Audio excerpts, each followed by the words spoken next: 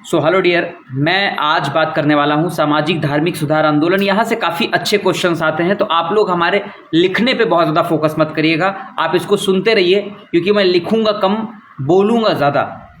आप इसको एक ऑडियो बुक की तरह सुनिए, या आप इसको फ़ोन रख दीजिए। फ़ोन आप देखिए, कुछ इंपॉर्टेंट चीज़ें जो इंपॉर्टेंट लगेंगी वो मैं लिख भी दूंगा। 1.5x पे आप लगाइए इसको और आराम से एक दो बार इसको सुन लीजिए। यहाँ से काफ़ी अच्छे क्वेश्चंस और फैक्ट भी बनते हैं। तो सामाजिक धार्मिक सुधार आंदोलन जो हो रहे थे, वो एक तरह से ब्रिटिश ने ये कहा, हमारे यहाँ आरोप इस बात के लिए लगाया कि भारत के अंदर कट्टरता बहुत है, धार्मिक सुधार की बहुत सख्त ज़रूरत है।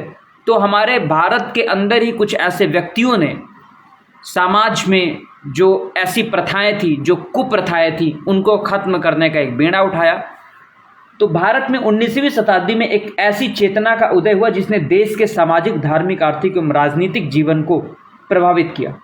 इसी चेतना को नवजागरण अथवा इंडियन रेनेसा के नाम से जाना जाता है। अब रेनेसा यानी पुनर्जागरण की बात करें तो इसका अर्थ क्या होता है? पुनर्जागरण का अर्थ होता है विद्या, कला, विज्ञान, साहित्य और भाषाओं के विकास में अगर प्रगति देखी जाए तो उसको कहा जाता है पुनर्जागरण काल। क्या कहते हैं? पुनर्जागरण, फिर से जागना, यानी अपनी कुरीतियों को त्यागना। ठीक है, तो पुनर्जागरण आया। परंतु भारत का नवजागरण यूरोपीय जागरण से कुछ मामलों में अलग था। यूरोप में जो नवजागरण था उसका काम था कला, साहित्य और ज्ञान को फिर से जागृत करना, जबकि भारत के परिप्रेक्ष्य में देखें तो नवजागरण ने प्राचीन भारत को फिर से जागृत करने का नहीं, अपितु यहाँ पर नए तरीके से भारतीय आत्मा को गहराई तक पहुंचकर प्रभावित किया। इसी के प्रभाव से देश में धर्म और सुधार और सामाजिक, एक तरह से कह सकते हो, सुधार आंदोलन की लहरें उठने लगी। भारत में नवजागरण के आरंभ का मूल कारण ब्रिटिश उपनिवेशवाद के फलस्वरूप देश में पाश्चात्य सभ्यता एवं संस्कृति का प्रचार प्रसार भी था। ब्रिटिश शासन के प्रभाव ने भारतीयों में एक नई जागृति उत्पन्न करी, जिसके फलस्वरूप भारत में नवजागरण का अध्याय आरंभ हुआ। नवजागरण में धर्म और सुधार आंदोलनों ने भारतीयों में राष्ट्रीयता तथा स्वतंत्रता की भावना का संचार किया, जिसके फलस्वरूप लगभग 200 वर्षों यानी 1757 बैटल ऑफ प्लासी से उन्होंने पॉलिटिकल अपना इस्टेब्लिशमेंट शुरू किया, पॉलिटिकल इन्फ्लुएंस अपनाया। तो 1757 से लेके और 1947 तक के बीच का जो टाइम पीरियड है, इसके बाद देशवासी अंग्रेजों की गुलामी से मुक्त हुए और स्वतंत्र भारत का निर्माण हुआ। अब सबसे पहले अगर हम सुधार आंदोलनों की बात करें तो इसमें सबसे पहले आता है हिंदू सुधार आंदोलन। तो हिंदू सुधार आंदोलन में हिंदू में भी बहुत सारी कुरीतियाँ थी, जैसे आप सती सिस्टम देखते हैं, जैसे आप विधवा पुनर्विवाह नहीं हो रहा था, जैसे आप देखते थे कि चाइल्ड मैरिज हो जा रही थी। तो ये सब कुछ कुप्रथाएं थी। फिर जाति सिस्टम बहुत मजबूत हो गया था, यानी जो दलित कास्ट है उनको लेके, उनके उत्थान को लेके बात करी गई। तो ब्रह्म समाज इसके लिए आगे आया। हिंदू धर्म का प्रथम सुधार आंदोलन ब्रह्म समाज का है। तो ब्रह्म समाज की स्थापना वी ऑल नो दैट राजा राम मोहन राय ने करी थी। किसने करी थी? राजा राम मोहन राय ने। इन्होंने 20 अगस्त 1828 ईस्वी को कलकत्ता में ब्रह्म समाज को बनाया।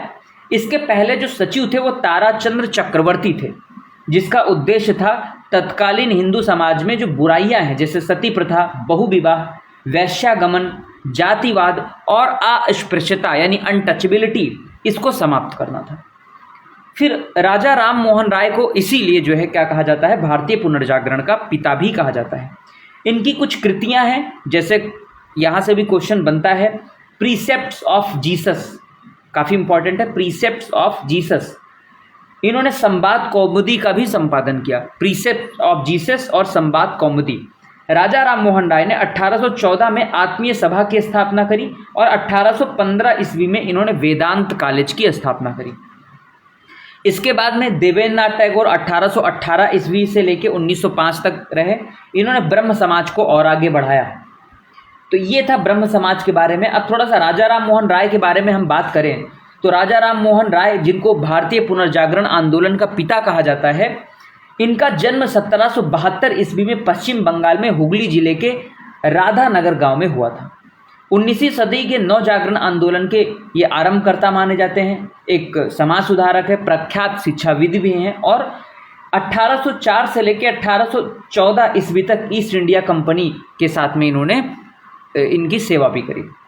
उन्होंने एकेश्वरवाद का प्रचार प्रसार किया, मूर्ति पूजा, बहुदेववाद व कर्मकांडों का उन्होंने खंडन किया।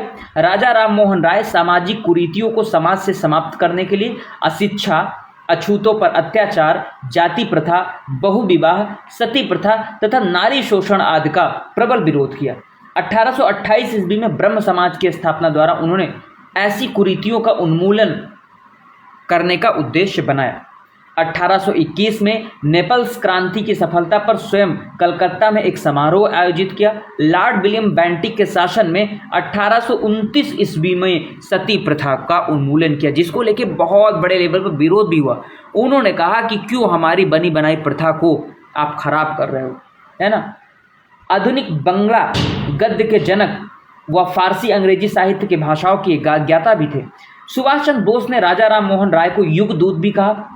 मुगल शासक अकबर द्वितीय ने राजा की उपाधि इनको दी थी, क्योंकि अकबर जो थे, अकबर सेकंड, इनकी सैलरी फंस गई थी, इनको पेंशन मिलती थी अंग्रेजों की तरफ से, तो पेंशन लेने के लिए इनको भेजा था राजा राम मोहन राय को, तो उन्होंने ही जो है राजा की उपाधि दी थी अकबर द्वितीय ने। 1833 ईस्वी में ब्रिटेन के ब्रिस्टले में इनका निधन हुआ और वहीं पर इनकी समाधि भी बनी हुई। तो ये भी क्वेश्चन आ जाता है कि राजा राम मोहन राय जो थे, इनकी समाधि कहाँ पर है, तो ब्रिटेन के ब्रिस्टले में। अब कुछ प्रमुख संस्थान हैं जिनकी इन्होंने स्थापना करी, जिसमें से पहला है आत्मीय सभा 1814 से लेकर 15 के बीच में। दूसरा है वेदांत सोसाइटी 1816 में स्थापना हुई। हिंदू कॉलेज 1817 में बना। प्रीसेप्ट्स ऑफ जीसस 1820 में। कलकत्ता यूनिटेरियन 1821 में। वेदांत कॉलेज 1825 में। ब्रह्म सभा 1828 में। तो ये कुछ इम्पॉर्टेंट इनके संस्थान थे। कुछ इनकी प्रमुख पत्रिकाएं भी हैं, जैसे संवाद कौमुदी, है ना, बंगाली भाषा में। मिरातुल अखबार, बहुत लोग ये समझेंगे कि ये फारसी भाषा का है अखबार, तो ये राजा राम मोहन राय ने नहीं लिखा होगा। हालांकि इन्होंने फारसी का भी अच्छा अध्ययन किया था, तो फारसी भाषा में इन्होंने मिरातुल अखबार प्रकाशित किया।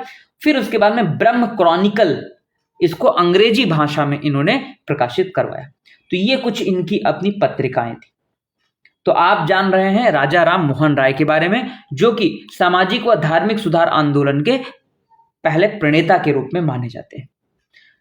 चलिए, अब हम नेक्स्ट जो अपना लेक्चर होगा वो मैं आर्य समाज के ऊपर लेकर आऊंगा। तो आप इसको शेयर करिए, अगर अच्छा लगे तो आप रेटिंग भी दीजिए, सब्सक्राइब करिए और आप हमारे लेक्चर्स के साथ में जुड़िए। पिछला भी हमारा कई लेक्चर्स है जो हमने रिकॉर्ड करा है, आप इसको एज अ ऑडियो बुक भी सुन सकते हैं। Thank you, have a good day.